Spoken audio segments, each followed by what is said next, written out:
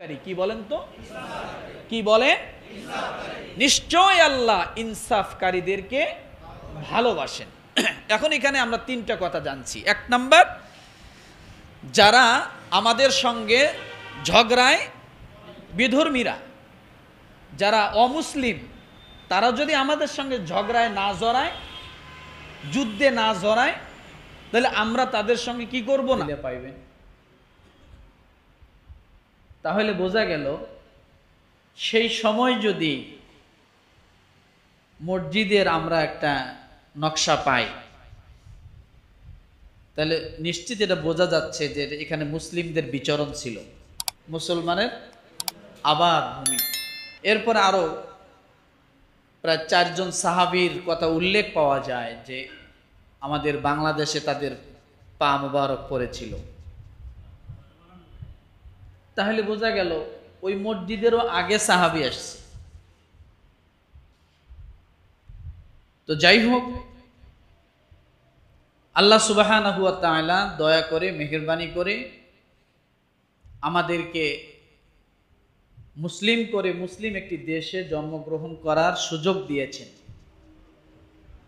আল্লাহর দরবারে যদি কোনো আমল কবুল নাও হয়, একেবারে না হয়, তারপরও আল্লাহ নিজেই বলছেন, আমি গত জুমায় সম্ভবত আলোচনা করেছিলাম সূরা ফাতিরের 32 নম্বর আয়াত, মুসলমান সকলেই, তার মধ্যে কয় প্রকার মুসলমান? সর্বনিম্ন যে মুসলমান বলে দাবি করে, আল্লাহ তাকেও জান্নাত দিবে বলেছে। তাকেও কি? আল্লাহ তাকেও জান্নাত দিবে, এই কথা আল্লাহ নিজে বলেছে। কোন সূরা আছে? কত নম্বর আয়াত? 32, 33 এগুলা পড়লে দেখবেন। যেহেতু ওখানে পাইলাম ফামিনহুম যালিমুন লিনাফসি, যে মুসলমান জালেম, জালেমের সংজ্ঞায় কি বলেছে? যে ঠিক মতো নামাজ পড়ে না, ঠিক মতো আল্লাহর হুকুম পালন করে না। তো এগুলো তোর মধ্যে তো আমরাই আছি নাকি? তো আল্লাহ তারপরেও যায়া বলছেন 33 নম্বর আয়াতে আল্লাহ যা বলেন, আমি এদেরকেও জান্নাত দিব। কেন দিবেন? ওই যে আল্লাহ মুসলিমের সংজ্ঞা দিয়ে বলেছেন যে এরাও শাস্তি ভোগ করার পরে, যাই শাস্তি আসে সে শাস্তিটা ভোগ করার পরে আল্লাহ এদেরকেও কি করবেন? জাহান্নাম থেকে উঠায়া জান্নাতে দিবেন। তো আল্লাহ সুবহানাহু ওয়া তাআলা কাছে আমরা এটা আশা করতে পারি যে আল্লাহ জেল হোক, জরিফানা হোক, যাই হোক, দিয়েন না, এটা আমরা বলি। তারপরও যদি আপনি দেন, তো দেওয়ার পরে অন্তত কিছু সময় পরে তো আপনার মায়া লাগবে, কারণ আমরা মুসলিম, তাই না? আপনার মায়া, মমতা, মহাব্বত থাকলেই যথেষ্ট। আমরা জান্নাতও চাই না, শুধু আমাদেরকে একটু মহাব্বত করিয়েন। কথা ঠিক না? কারণ কেউ যদি কারোর প্রতি মহাব্বত থাকে, তার জন্য ভালো কিছুর প্রয়োজন হয় না। মহাব্বত যদি থাকে, তার সাধ্য মোতাবেক যেমনই হোক না কেন, ওই যে বলে যে যদি মহাব্বত করি কেউ খাওয়ায়, তো আলু ভর্তা ডাউলেই ভালো, আছে না একটা কথা? আর যদি মহাব্বত না করিয়া গোস্ত, পোলাও, বিরিয়ানি যা আছে ভালো ভালো খাবার সব যদি দিয়ে কয় খাইলে খান, না খাইলে নেই, ওই খাওয়ার কোনো শান্তি আছে? ভালো লাগবে? আর ডাল আলু ভর্তা দিয়ে যদি বলে ভাই আমি তো গরিব মানুষ, আমি এতটুকুই আপনার জন্য ম্যানেজ করতে পারছি, আপনি একটু খান, দেখবেন ওই খাওয়ার মাঝেও তৃপ্তি আছে, তাই না? তো আল্লাহ সুবহানাহু ওয়া তাআলা অন্তত আমাদেরকে মুসলিম করে তো বানাইছেন।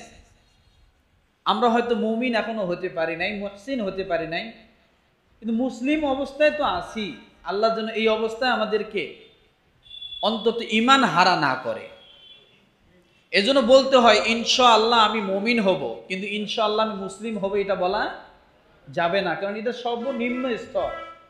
যদি কেউ বলে আমি ইনশাআল্লাহ মুসলিম হব, সে ইমানদারই না, ইমানদার।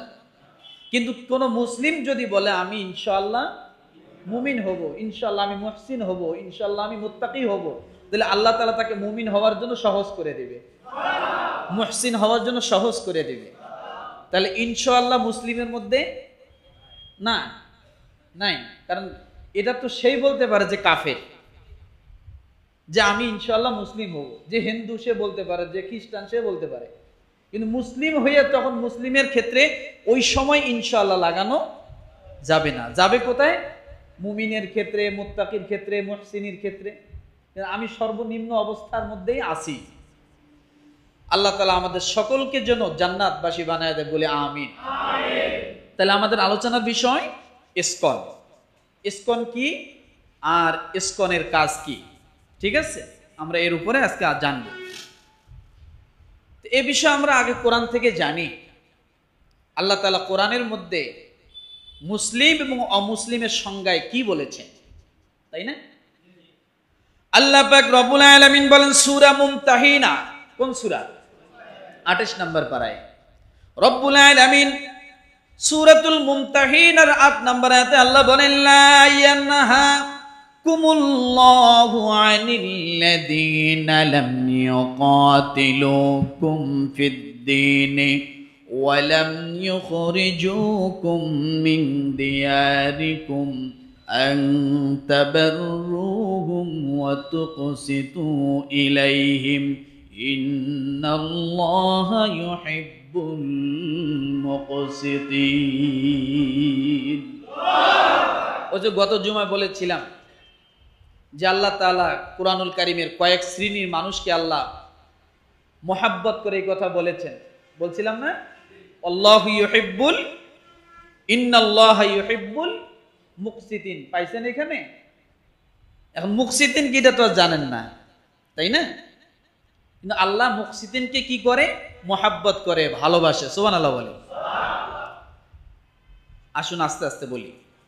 রব্বুল আলামিন সূরা মুমতাহিনার 8 নম্বর আয়াতে বলেন যারা দ্বীনের ব্যাপারে তোমাদের সঙ্গে যুদ্ধ করেনি, দ্বীনের ব্যাপারে তোমাদের সঙ্গে বাড়াবাড়ি করেনি, দ্বীনের ব্যাপারে তোমাদের সঙ্গে হাঙ্গামা করেনি, তোমাদেরকে বিপদে ফেলায়নি, তোমাদের ঘর বাড়ি থেকে তোমাদেরকে বাহির করে দেয়নি। আল্লাহ বলেন যারা দ্বীনের ব্যাপারে তোমাদেরকে তোমাদের ঘর বাড়ি থেকে বাহির করে দেয়নি, তাদের সঙ্গে সদাচরণ করো। কি করো? আল্লাহ বলেন তাদের সঙ্গে সদাচরণ করো। এটা তোমার ঈমানি দায়িত্ব। কি দায়িত্ব? ঈমানি দায়িত্ব।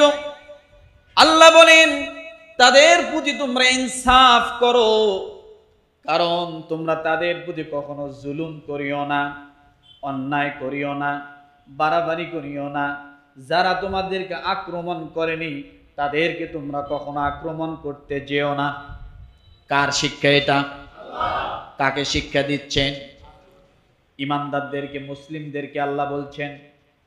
রব্বুল আলামিন ডাক দিয়ে বলেন যারা তোমাদের সঙ্গে যুদ্ধে জড়ায়নি, ঝামেলায় জড়ায়নি, যারা তোমাদের সঙ্গে বাড়াবাড়ি করেনি এবং যারা তোমাদেরকে বাড়ি ঘর থেকে বাহির করে দেয়নি, তাদের সঙ্গে তোমরা সদাচরণ করো, তাদের সঙ্গে তোমরা ইনসাফপূর্ণ ব্যবহার করো। আল্লাহ বলেন তোমাদেরকে ইনসাফপূর্ণ ব্যবহার করতে আল্লাহ নিষেধ করেন না। নিশ্চয় আল্লাহ ইনসাফকারীদেরকে ভালোবাসেন। ইন্নাল্লাহা ইউহিব্বুল মুকসিতিন। মুকসিতিন শব্দের অর্থ কি বলেন? ইনসাফকারী। কি বলেন তো? কি বলেন? নিশ্চয় আল্লাহ ইনসাফকারীদেরকে ভালোবাসেন। এখন এখানে আমরা 3টা কথা জানছি। 1 নাম্বার, যারা আমাদের সঙ্গে ঝগড়ায়, বিধর্মীরা, যারা অমুসলিম, তারা যদি আমাদের সঙ্গে ঝগড়ায় না জড়ায়, যুদ্ধে না জড়ায়, তাহলে আমরা তাদের সঙ্গে কি করব না? যুদ্ধে জড়াবো না। 1।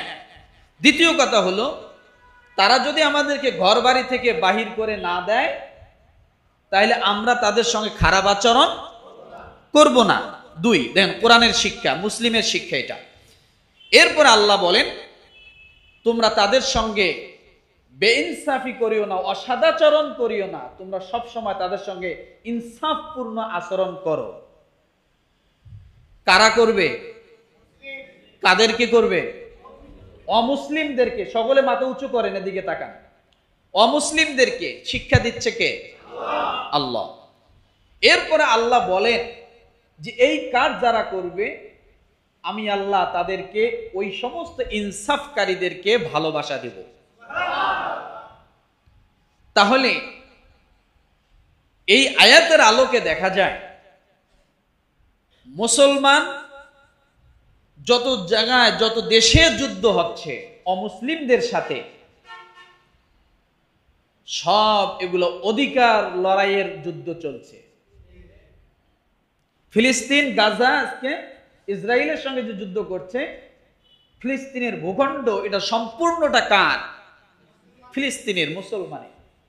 কিন্তু গাজা এটাকে যখন জবর দখল করলো তখন তাদেরকে প্রতিহত করার জন্য আল্লাহ কি বলছেন?